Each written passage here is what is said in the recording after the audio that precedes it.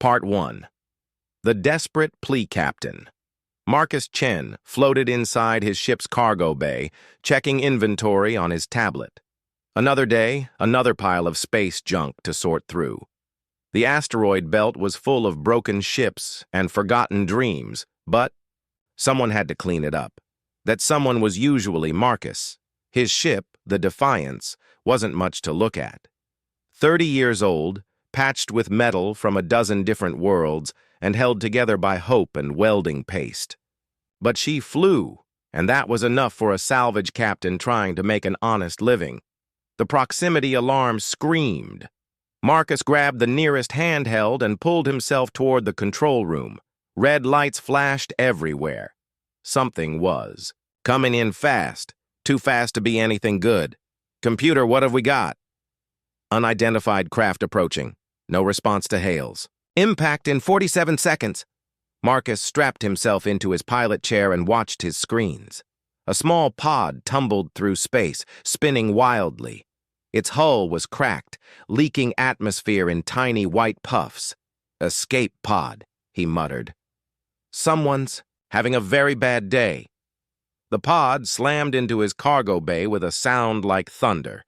Emergency systems kicked in, sealing the breach and filling the bay with air. Marcus grabbed his sidearm. You never knew what might crawl out of a damaged pod. In this part of space, the cargo bay was a mess. The pod had torn through his neat piles of salvaged metal and left a crater in his deck plating. Steam hissed from its cracked hull. Marcus approached carefully, weapon ready. The pod's hatch suddenly burst open. A girl stumbled out, and Marcus nearly dropped his gun in surprise. She looked young, maybe 16 in human years, but she definitely wasn't human. Her skin glowed with soft blue light, and what should have been her arms were wings, or had been wings. Now they hung broken and twisted, trailing crystal fragments across his deck. She was one of the Corellians. Marcus had seen pictures but never met one in person. They were supposed to be beautiful, graceful creatures who danced through the atmospheres of gas-giant planets. This girl looked like she'd been through hell. She saw him and tried to speak, but only strange whistling sounds came out. Her species didn't communicate with words the way humans did. Instead, she pressed her fingertips to her temples and closed her eyes. Suddenly, Marcus's mind filled with images. He saw floating cities made of crystal and light suspended in the purple clouds of a gas giant. Beautiful creatures with gossamer wings soared between the platforms, their bodies glowing like living stars. It was peaceful, serene, perfect. Then came the darkness. Massive shadows swept through the clouds, creatures so large they blotted out the sun. They had serpentine bodies crackling with electricity, wings that stretched for miles, and eyes like burning coals. They moved with terrifying purpose, hunting the Corellians like wolves hunting sheep. The girl, Zara, he somehow knew her name now, showed him the attack. The floating cities shattered under bioelectric blasts. Corellians fell from the sky like dying stars, and in the chaos, she saw her mother dragged away by one of the monsters, disappearing into the swirling storms of the upper atmosphere. The images faded, leaving Marcus gasping. Sky hunters, he whispered. He'd heard the stories. Every spacer had. Predators that ruled the gas-giant atmospheres, creatures so dangerous that even the mighty Galactic Federation gave their worlds a wide berth. No one fought sky hunters. No one even tried. Zara collapsed to her knees, her broken wings scraping against the deck. She looked up at him with desperate eyes and somehow, impossibly, managed to speak a few words in broken standard. "Please, human, save my mother. She's trapped in the Sky Hunter's lair." Marcus stared at her. Save her mother? From Sky Hunters? It was suicide. Pure, simple suicide. Every rational thought in his head screamed at him to offer his condolences. Drop the girl off at the nearest Federation station and forget this ever happened. But something in those glowing eyes stopped him. Maybe it was the way she looked at him, not with the usual mixture of fear and curiosity most aliens showed around humans, but with hope. Pure, desperate hope. "Kid," he said gently, kneeling beside her, "I don't think you understand what you're asking. Sky Hunters are... they're death incarnate. Nobody fights them. Nobody wins." Zara's glow flickered weakly. She pressed her hands to her temples again, and more images flooded his mind. Her mother, Elder Mirani, suspended in some kind of organic cocoon, her light fading as electricity arced around her. Other Corellians hung nearby, dozens of them, slowly being drained of their life force, and surrounding them all, the Sky Hunters, circled like sharks, feeding on the terror of their prey. "They're not just killing us," Zara whispered, her voice barely audible. "They're farming us, have been for generations.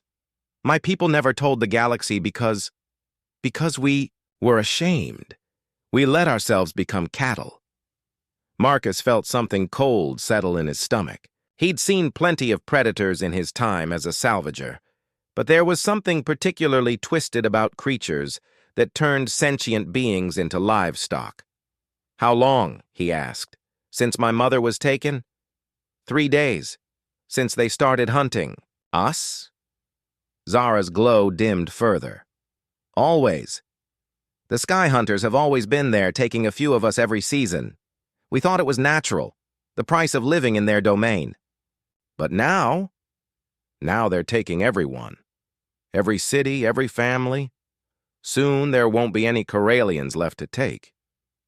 Marcus stood up and paced around his cargo bay, stepping over scattered salvage and crystal fragments. Every rational part of his mind told him to walk away. Sky Hunters were apex predators, evolved over millions of years to dominate atmospheric environments. They were faster, stronger, and more dangerous than anything else in known space. But that was the thing about humans. They'd never been particularly good at listening to the rational parts of their minds. He thought about his own childhood, growing up on a frontier world where winter storms could kill a man in minutes. His father had been a rescue pilot, flying into blizzards that grounded everyone else, bringing lost travelers home. "Someone has to go," his father used to say. "And if we don't, who will?" Marcus stopped pacing and looked down at Zara. She was watching him with those desperate eyes, her broken wings trembling. "Show me where she is," he said. The words seemed to hang in the air between them. Zara's eyes widened and her glow brightened just a little. You'll really try?" Marcus walked over to his ship's intercom and hit the ship-wide channel. "Computer, set course for Tempest Prime, and start running diagnostics on our atmospheric processors. Warning," the computer replied in its flat, emotionless voice. "Tempest Prime is classified as a Category 5 death world. Atmospheric entry is not recommended." "Noted," Marcus said, then turned back to Zara. "Hope you're not afraid of flying. Kid, where we're going, it's going to get very bumpy." For the first time since she'd crashed into his cargo bay, Zara smiled. Part 2. Into the maelstrom. Marcus stood in his ship's workshop, welding metal plates to the Defiance's hull. Sparks flew around his helmet as he worked, reinforcing every weak spot he could find. The ship groaned under the weight of new atmospheric processors and storm shields, equipment that most spacers would call completely insane. "You're making your ship heavier," Zara said from her bed in the medical bay. Her broken wings were wrapped in healing gel, slowly mending. "Won't that make it harder to fly?" "Maybe," Marcus replied, not looking up from his work. "But it'll also make it harder to die." 3 days had passed since Zara crashed into his life. 3 days of preparation for what every species in the galaxy considered impossible, flying into a Sky Hunter's domain and living to tell about it. The other species built their ships to avoid problems. Humans built theirs to punch through problems, face first. Marcus had loaded his cargo bay with mining charges, steel cables, and enough spare parts to rebuild the Defiance twice over. If they were going into hell, he wanted to be ready for anything hell could throw at them. "Tell me about them again," he said, setting down his welder. "The Sky Hunters. Everything you know." Zara closed her eyes and shared more images. The creatures were massive, some over a mile long from nose to tail. Their bodies crackled with bioelectricity, and they moved through storm clouds like fish through water. They hunted in packs, coordinating attacks with sounds that could shatter crystal. "They're living weapons," Zara whispered. "Born in the heart of gas giants, evolved to kill anything that flies. My people tried to fight them once, long ago. The Sky Hunters destroyed 3 cities in a single day. How do they find their prey? Electrical. Signatures, heat patterns, pressure changes in the atmosphere. They can sense a Corellian from 100 miles away." Marcus nodded thoughtfully. "What about humans?" I don't know. No human has ever tried to enter their domain." "Well," Marcus said with a grin, "there's a first time for everything. The Defiance dropped out of hyperspace at the edge of the Tempest Prime system. The gas giant hung before them like a giant purple eye, its surface churning with eternal storms. Lightning flickered in the clouds, and Marcus could see dark shapes moving between the lightning bolts. "There they are." Zara breathed. Marcus activated his ship's sensors and immediately regretted it. The Sky Hunters were everywhere, dozens of them gliding through the upper atmosphere like deadly ribbons of light. Even from orbit, they looked terrifying. "Computer, begin atmospheric entry sequence. Warning, atmospheric entry into Tempest. Prime carries a 97% chance of hull breach and crew death." "I heard you the first time," Marcus muttered. "Do it anyway." The Defiance shuddered as it hit the first layers of atmosphere. Purple clouds swirled around the viewports, and the ship began to buck like an angry horse. Marcus gripped his controls, fighting to keep them stable, as winds that could tear apart mountains grabbed at his ship. "Movement on sensors," the computer announced. "Multiple large contacts approaching." Through the swirling clouds, Marcus saw them coming. 3 Sky Hunters, each one longer than his entire ship, their serpentine bodies glowing with electricity. They moved with fluid grace, completely at home in the raging storm. "Here we go," Marcus said. The first Sky Hunter attacked with a sound like thunder. Bioelectric bolts lanced through the clouds, missing the Defiance by mere feet. The second creature came from below, its massive jaws opening to reveal rows of crystalline teeth. Marcus rolled his ship hard to the right, diving deeper into the storm. The Sky Hunters followed, their hunting cries echoing through the clouds like the voices of angry gods. But Marcus wasn't trying to fight them. He was studying them. As the creatures chased his ship through the purple maze of Tempest Prime's atmosphere, he watched their patterns. They moved in formation, communicating with electrical pulses. They coordinated their attacks with the precision of a military unit. And they hunted by following exactly what Zara had told him, electrical signatures and pressure changes. "Zara!" Marcus called over the sound of thunder. "I need you to watch the sensors. Tell me when they get close." "They're right behind us," she shouted back. Marcus hit a switch and the cargo bay doors opened. Mining charges tumbled out into the storm, their sensors programmed to detonate when they detected bioelectricity. The explosions lit up the clouds like fireworks, creating false electrical signatures throughout the area. The Sky Hunters immediately split up, confused by the multiple energy sources. Their perfect coordination began to break down as they chased phantom signals through the storm. While they were distracted, Marcus did something no civilized pilot would ever attempt. He shut down all of his ship's active sensors and navigation systems, flying blind through the hurricane using only dead reckoning and instinct. The Defiance fell through the clouds like a stone, buffeted by winds that should have torn it apart. Lightning struck the hull, leaving scorch marks across the new armor plating. But without any electrical signature to track, the ship became invisible to the Sky Hunters. "Are you insane?" Zara gasped, watching raw lightning arc past the viewports. "Probably," Marcus replied, fighting the controls as another gust tried to flip them upside down. "But crazy works when everyone expects you to be sane. His father had taught him to fly in mountain storms back on his home world, navigating by the feel of the wind and the look of the clouds. Skills that the galaxy's advanced civilizations had forgotten, because they relied on their instruments for everything. Humans still remembered how to fly by the seat of their pants."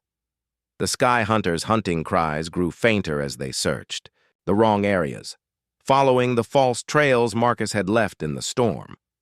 By the time they realized they'd been tricked, the Defiance was already deep in the lower atmosphere, approaching the eye of the perpetual hurricane.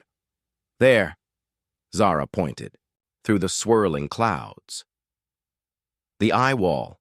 That's where they build their lairs." Marcus looked ahead and felt his stomach drop.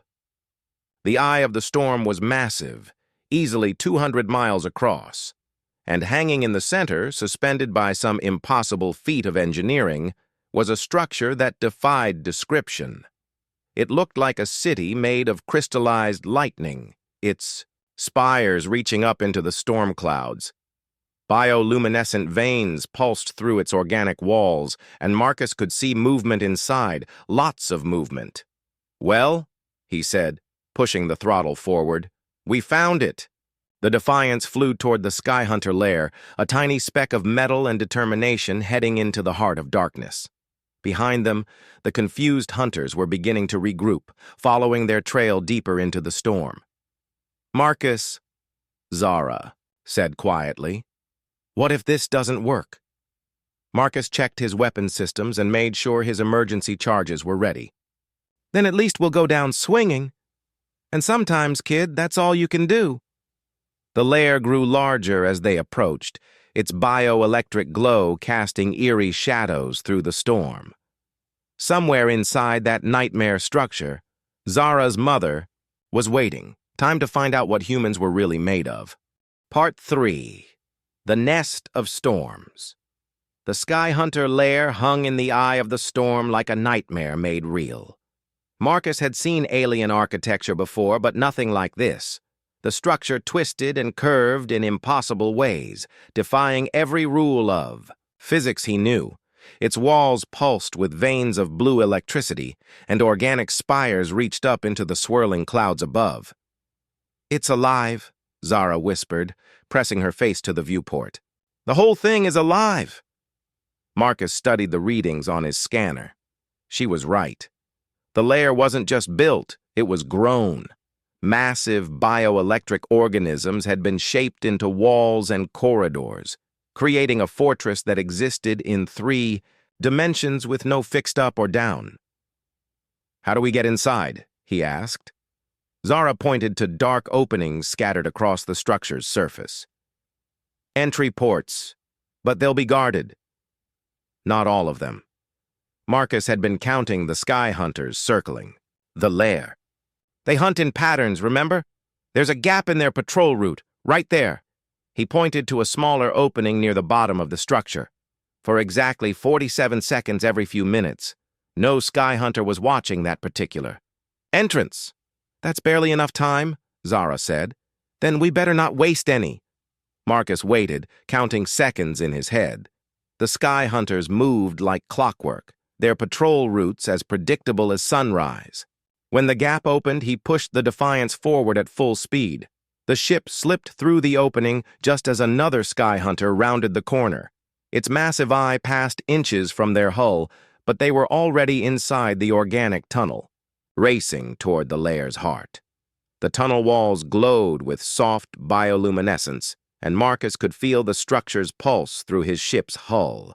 It was like flying through the arteries of some giant creature, Strange growths hung from the ceiling and pools of electric fluid bubbled on the floor below. "This place gives me the creeps," Marcus muttered. They emerged into a vast central chamber, and Marcus's breath caught in his throat. Hundreds of cocoons hung from the walls and ceiling, each one glowing with faint light. Inside the translucent shells, he could see figures, Corallians, suspended in some kind of bioelectric web. "Mother!" Zara pressed against the viewport, her own light flaring brighter. There, in the deepest part of the chamber, hung Elder Mirani. Her glow was weak, barely visible, but she was alive. Around her, dozens of other Corallians hung in similar cocoons, their life force slowly being drained away. "It's a feeding chamber," Zara said, her voice hollow with horror. "They're not just killing us. They're keeping us fresh, feeding on our bioenergy little by little." Marcus felt sick. He'd seen plenty of predators in his years as a salvager, but this was different. This was systematic, industrial. The Sky Hunters had turned sentient beings into living batteries. How long can they survive like this? Months, maybe years. The cocoons keep us alive while they drain our light. Zara's wings flickered with anger. "No wonder they never killed us all at once. We're not prey. We're crops." Marcus landed the Defiance on a platform of crystallized bone and began checking his equipment, cutting tools, plasma torches, emergency medical supplies, everything they'd need to free the prisoners. "Stay with the ship," he told Zara. "If this goes wrong, you need to get out of here and warn the galaxy." "I'm coming with you. Your wings are still healing." "She's my mother," Zara said firmly. "I'm coming with you." They made their way across the chamber, moving carefully between the hanging cocoons. Up close, Marcus could see the true horror of what the Sky Hunters had created. Bioelectric tendrils snaked from each cocoon to a central nerve cluster that pulsed with stolen life force. He started cutting through the nearest cocoon with his plasma torch. The material hissed and bubbled, releasing a sweet-smelling gas that made his head spin. The Corallian inside, a young male, gasped awake as the shell peeled away. "Easy," Marcus said, catching him as he fell. "You're safe now." But even as he said the words, he knew they weren't true. Deep vibrations echoed through. The chamber and the walls began to glow brighter. Somewhere in the lair, alarms were sounding. "They know we're here," Zara said. Marcus worked faster, cutting through cocoon after cocoon. Each freed Corallian was weak but alive, their natural glow slowly returning as they recovered from their imprisonment. But there were so many of them, and time was running out. The sound of approaching Sky Hunters echoed through the tunnels, a rumbling bass note that made the entire structure shake. Marcus reached Elder Mirani's cocoon and began cutting, his hands steady despite the growing vibrations. "Hurry," Zara urged, helping her mother as the cocoon split open. Elder Mirani was barely conscious, her light almost completely drained. But her eyes focused on Marcus with surprise and gratitude. "A human," she whispered in accented standard. I thought I was dreaming." "Save the thanks for later," Marcus said, lifting her carefully. "We need to move." The first Sky Hunter burst into the chamber like a living lightning bolt. It was smaller than the ones outside, built for navigating the Lair's corridors, but still terrifyingly fast. Its hunting cry shattered several empty cocoons, and its electric breath sent arcs of power dancing across the walls. More Sky Hunters poured in behind it, dozens of them, moving with predatory grace through their home territory. The rescued Corallians, huddled together, too weak to fly, while Marcus stood between them and certain death. "This is bad," he muttered, checking his weapon, a simple plasma pistol against creatures that ate lightning for breakfast. But as the Sky Hunters surrounded them, Marcus noticed something. They weren't attacking immediately. They were confused. These creatures had never encountered prey that fought back inside their own lair. They had never dealt with someone crazy enough to invade their feeding chamber. "Zara," he said quietly, "can you and the others make light? As bright as possible?" "We're too weak."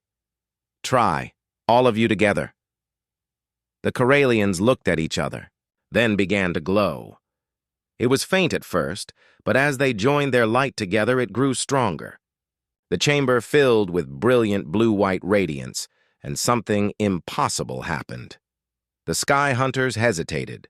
For creatures that had ruled through fear and darkness for millions of years, the sight of their prey standing together, glowing with defiant light, was something they had never experienced. Their perfect predator instincts didn't know how to process it. Marcus used that moment of confusion to grab the emergency charges from his belt. "When I say run," he told the Corellians, "head for my ship as fast as you can." He set the charges, timers, and scattered them around the chamber's nerve cluster, the central system that fed on the stolen life force. If he could destroy that, maybe the entire feeding operation would collapse. The largest Sky Hunter recovered from its shock and lunged forward, its jaws wide enough to swallow the Defiance whole. Marcus dove aside, rolled, and came up running. "Now!" he shouted. The Corellians stumbled toward the ship, supporting each other as they moved. Zara helped her mother while Marcus provided covering fire, his plasma bolts barely scratching the Sky Hunter's armored hides. They made it to the Defiance just as the charges exploded. The chamber filled with fire and electricity as the nerve cluster ruptured, sending bioelectric feedback throughout the entire lair. Sky Hunters screamed in pain as their feeding system overloaded and the organic walls began to crack and bleed.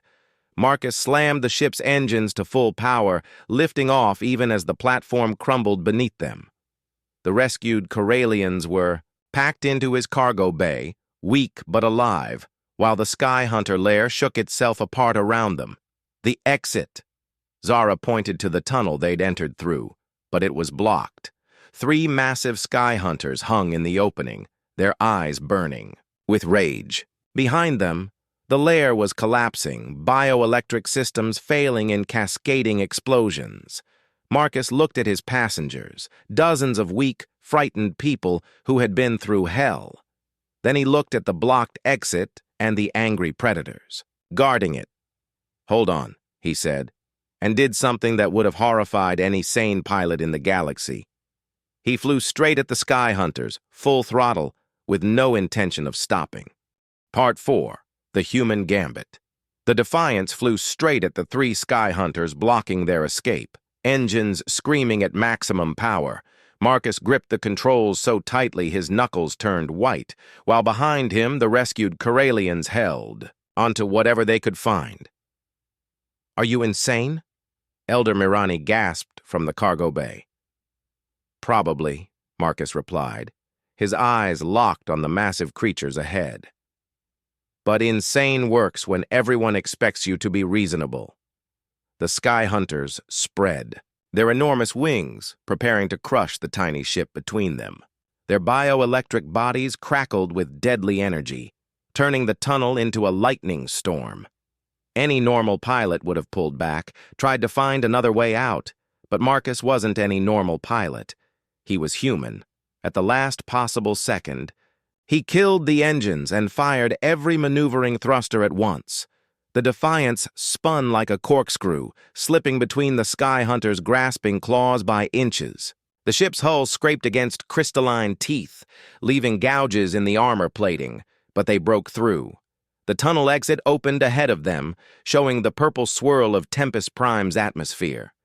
Marcus pushed the engines back to full power and shot out of the collapsing lair like a bullet from a gun. Behind them, the entire structure was coming apart. Bioelectric systems overloaded in chain reactions, sending bolts of energy racing through the organic walls. The Sky Hunters inside screamed in pain and fury as their ancient feeding ground died around them. "We did it!" Zara cheered, her light flaring brighter than it had since the rescue began. But Marcus wasn't celebrating yet. His sensors showed dozens of Sky Hunters converging on their position from all directions. The creatures moved through the storm clouds like angry gods, their hunting cries shaking the very air. "Computer," Marcus said calmly. "How many hostiles on approach?" 43 large contacts confirmed. Estimated time to intercept, 90 seconds. The rescued Corellians huddled together in the cargo bay, their weak lights flickering with fear. They had been prisoners for so long that they'd forgotten how to hope. Now hope was about to be crushed by overwhelming force. "There are too many," Elder Myrani whispered. "We cannot fight them all." "You're right," Marcus said, checking his ship's systems. "We can't fight them all, so we're going to do something better." He activated the ship's reactor core and began routing power to systems that were never meant to handle that much energy.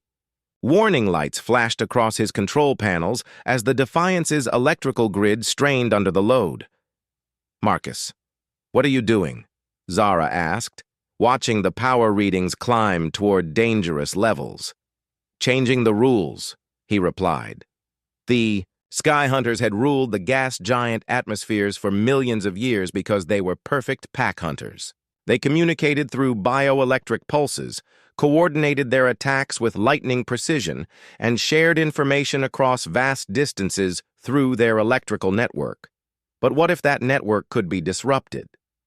Marcus watched his power. Levels climb higher and higher, pushing his reactor toward the edge of overload.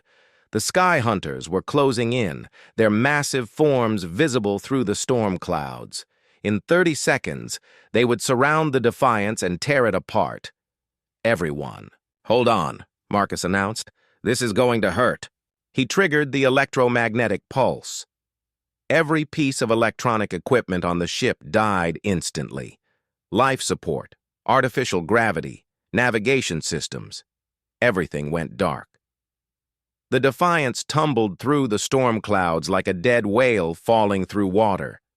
But the pulse did something else.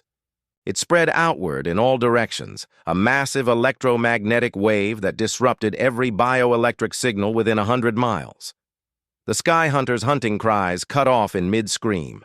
Their perfect coordination shattered as their communication network crashed. For the first time in their evolutionary history, they were isolated, alone, unable to share information or coordinate attacks. Chaos erupted in the storm clouds. Sky Hunters collided with each other, their formation flying abilities. Crippled by the loss of their electrical senses, some began attacking their own pack members, mistaking them for enemies in the electromagnetic static. Others fled in random directions, overwhelmed by sensory input they couldn't process. Marcus watched it all through his manual periscope, grinning, despite their desperate situation. "How do you like that, you overgrown electric eels?" The Defiance continued to fall through the atmosphere while Marcus worked frantically to restart essential systems. Emergency power came online first, followed by basic life support and maneuvering thrusters. "Is everyone okay back there?" he called to the cargo bay. "Bruised but alive," Elder Myrani replied. "What did you do to them?" "Took away their biggest advantage," Marcus said, firing up the main engines. "They're used to being perfect pack hunters. Now they're just very large, very confused animals." But the electromagnetic pulse had done more than disrupt the Sky Hunters. As the Defiance climbed toward orbit, Marcus activated his communications array and began broadcasting on every frequency he could reach. The message was simple, transmitted in light patterns that every spacefaring species could understand. "Theo, Sky Hunters can be beaten. They are not gods. They are just very large bullies. Here is how you do it." He transmitted the technical specifications for the electromagnetic pulse, along with detailed recordings of the Sky Hunters' behavior during the disruption. Everything the galaxy needed to know to fight back. Within hours, the message had reached the nearest Federation relay station. Within days, it would spread across known space. "You're telling everyone," Zara said, watching the transmission data stream across the communications console. "Of course I am," Marcus replied. "Bullies only win when people are afraid to fight back. Once everyone knows they can be beaten, They're not scary anymore. The Defiance broke through Tempest Prime's upper atmosphere and into the safety of space. Behind them, the gas giant's storm clouds still flickered with confused sky hunters, their ancient order shattered by one human's refusal to accept the impossible. Elder Myrani floated up to the control room, her light slowly returning to its natural brightness. "Human," she said formally, "you have done something no one thought possible. You have broken the Sky Hunter's power over this world." "Just getting started," Marcus said, setting course for the nearest Federation station. "Wait until the galaxy hears about this. Every species with atmospheric ships is going to want these pulse generators. Every world with Sky Hunter problems is going to know they have options." Through the viewports, they could see other ships approaching, Federation vessels, drawn by the electromagnetic disturbance. Soon, Tempest Prime would be crawling with scientists and military analysts, all eager to study the first successful assault on a Sky Hunter lair. Zara pressed her hand against the glass, watching her homeworld shrink behind them. Will they come back? The Sky Hunters? Marcus considered the question. Maybe, but it won't be the same. They've lost their mystique, their reputation for being unbeatable. And once word spreads about what happened here, he smiled, thinking about all the species that had cowered before the Sky Hunters for millennia, civilizations that had accepted their fate as prey, never dreaming they could fight back. "The age of hiding is over," he said. "Time for the galaxy to remember that bullies only win when good people do nothing." The rescued Corellians gathered around the viewports, their lights growing stronger as they left their nightmare behind. They were free, and soon their people would be free too, all because one human had looked at an impossible situation and decided to make it possible. Part 5. Dawn breaks the storm. 3 weeks after the rescue, Marcus sat in the captain's chair of the Defiance, watching the most impossible sight he'd ever seen. A fleet of mixed-species ships hung in formation above Tempest Prime, Federation. Cruisers, Corellian cloud dancers, even a few Zephyrian wind riders that nobody had seen outside their home system for decades. They were all here to hunt Sky Hunters. "Incoming transmission from Admiral Kess," his communications officer announced. Marcus still couldn't get used to having a crew. The Federation had insisted on giving him proper support staff after what they called the Tempest Prime incident. "Put her through." Admiral Kess appeared on his screen, her 4 arms gesturing excitedly. The Thaxian commander had been skeptical when she first heard Marcus's report. Now she was leading the largest anti-Sky Hunter operation in galactic history. "Captain Chen," she said, "our forward scouts report complete success in the Delta sector. The electromagnetic pulse generators work exactly as advertised. 3 Sky Hunter packs broken up, their coordination shattered. 0 casualties on our side." Marcus nodded, unsurprised. "They're just animals, Admiral. Dangerous animals. But once you know their weakness, they're manageable." "Manageable," Admiral Kess repeated, shaking her head. "6 months ago, we considered them forces of nature. Now my pilots are calling them oversized electric fish." Through the viewports, Marcus could see the operation in progress. Small squadrons of ships dove into Tempest Prime's atmosphere, their hulls bristling with pulse generators.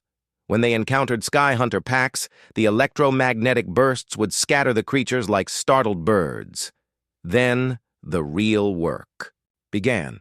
Freeing prisoners from the feeding chambers and dismantling the ancient network of lairs, they had found hundreds of prisoners. Not just Corellians, but members of dozens of species that had been hunted to near extinction over the millennia.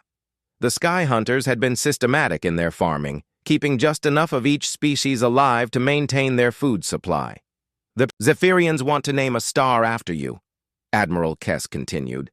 "Apparently you freed their entire royal family from a feeding chamber in the Gamma sector. Tell them thanks." "But no thanks," Marcus replied. "I'm just a salvage captain. This isn't about me." But even as he said it, Marcus knew it wasn't entirely true. The galaxy had changed because one human had refused to accept that some problems were too big to solve. His message had spread from system to system, inspiring species that had lived in fear for generations. Status report from all sectors, Admiral Kess requested. One by one, squadron leaders checked in. The Corellians had liberated their cloud city of Nimara. The Thaxians had cleared 3 gas giant systems of Sky Hunter lairs. Even the usually peaceful Centauri had joined the fight, their atmospheric research vessels proving surprisingly effective at tracking the creatures through storm systems. All sectors report successful operations, Admiral Kess announced. Ladies, gentlemen, and various other beings, I believe we can officially declare the Sky Hunter threat contained. Cheers echoed across the communication channels in a dozen different languages. Marcus listened to the celebration and felt something he hadn't expected, a quiet satisfaction that had nothing to do with fame or glory. Captain Chen, Admiral, Kess said privately, switching to a secured channel. What are your plans now? The Federation would be honored to offer you a commission. Your tactical innovations have revolutionized atmospheric combat. Marcus looked around his patched-up ship with its mismatched hull plates and jury-rigged systems. The Defiance wasn't much to look at, but she was home. Thanks for the offer, Admiral, but I think I'll stick to salvage work. The galaxy's got plenty of other problems that need solving. A soft chime indicated an incoming message on his personal channel. The face that appeared on his screen made him smile. Elder Myrani, looking healthier than she had since the rescue. Her bioluminescent patterns had returned to their full brightness, and her wings had been completely healed by Corallian medical technology. Marcus, she said warmly, I wanted to thank you again, not just for saving my life, but for saving my people's future. How are the resettlement efforts going? Better than we dared hope. The Federation has offered us sanctuary worlds while we rebuild our population. But more importantly, we're no longer afraid. For the first time in generations, young Corellians are learning to fly with confidence instead of terror. Behind Elder Myrani, Marcus could see other figures moving around, Corellian children. Their wings spread wide as they practiced flight maneuvers. They glowed with bright, fearless light. There's something I want to show you, Elder Myrani continued. She moved aside, and Zara stepped into view. The young Corellian looked completely different from the broken, desperate girl who had crashed into Marcus's cargo bay. Her wings had been replaced with new ones grown from her own biomaterial, and they sparkled with crystalline beauty. But more than that, she carried herself with confidence, her light steady and strong. Hello, Marcus, Zara said, smiling. I wanted you to see this. She spread her wings wide and took flight, soaring through the space behind her mother with graceful loops and spirals. Other young Corallians joined her, their lights weaving patterns of joy and freedom through the air. We call it the liberation dance, Elder Myrani explained. It's something new we created to celebrate our freedom from fear. And it's all because of what you taught us. I didn't teach you anything, Marcus protested. You were always brave. You just needed someone to remind you. No, Zara said, landing gracefully beside her mother. You taught us the most important lesson of all. You showed us that impossible is just another word for nobody tried hard enough yet.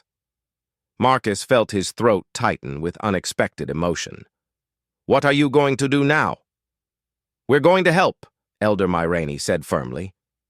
The galaxy is full of species living in fear of things they think are impossible to fight. We're going to show them what we learned from you, that courage is contagious. Over the following days, Marcus watched as the liberated species began to organize themselves. The Corellians offered their atmospheric expertise to worlds plagued by storm-dwelling predators. The Zephyrians shared their wind-reading techniques, with planets suffering from hurricane-sized weather patterns. The Centauri provided their research capabilities to anyone facing seemingly insurmountable scientific challenges. Each species found ways to turn their survival experiences into tools for helping others. Incoming priority message. His communications. Officer announced. This time, the face on his screen was unfamiliar, a reptilian being with scales that shifted color as he spoke. Captain Chen, my name is Ambassador Vex of the Draconian Republic.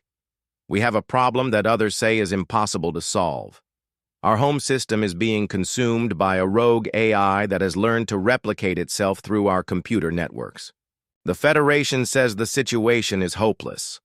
Marcus leaned back in his chair, already thinking through possibilities. Tell me about this AI, Ambassador. What makes it so dangerous? It adapts to every countermeasure we develop. It learns from our tactics and becomes stronger. Our best military minds say it cannot be defeated. Cannot be defeated, Marcus repeated thoughtfully. You know, I used to think sky hunters couldn't be defeated either. Ambassador Vex's scales brightened with hope. Then you'll help us? Marcus looked around at his crew, all volunteers who had joined him after hearing about the Tempest Prime operation. They were from different species, different worlds, but they shared something important. They all believed that no problem was too big to solve if good people worked together. Set course for the Draconian Republic, Marcus told his pilot. Looks like we've got another impossible problem to make possible. As the Defiance jumped to hyperspace, Marcus thought about his father's old saying, someone has to go, and if we don't, who will? The galaxy was full of bullies, tyrants, and seemingly impossible problems. But it was also full of good people who just needed someone to show them that impossible wasn't really impossible at all. Marcus smiled and settled in for the journey ahead. After all, changing the galaxy was turning out to be the best salvage job he'd ever taken on. Behind them, Tempest Prime continued to spin in its eternal storm, but the lightning no longer held terror for those who flew through its clouds. The age of Sky Hunter dominance was over. The age of fighting back had just begun.